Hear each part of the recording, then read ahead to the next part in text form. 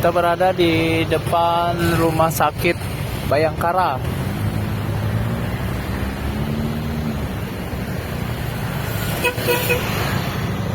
Hari ini tanggal 13, besok tanggal 14 orang pemilu. Jadi teman-teman bisa lihat situasinya ramai sekali. Di setiap jalan di Makassar ini dijaga ya dari Dishub.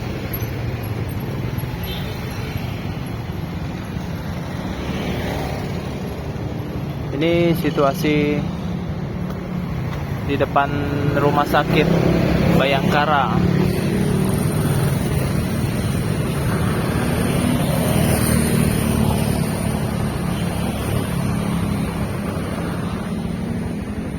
Dan di depan Rumah Sakit Bayangkara ini banyak sekali penjual makanan. Ada bakso, masakan Padang, cemilan, gorengan. Teman-teman nggak perlu khawatir jika ke rumah sakit ini, banyak sekali. Dan di dalam rumah sakitnya juga ada jualan kopi, roti ya. Jadi begini situasinya, teman-teman bisa lihat.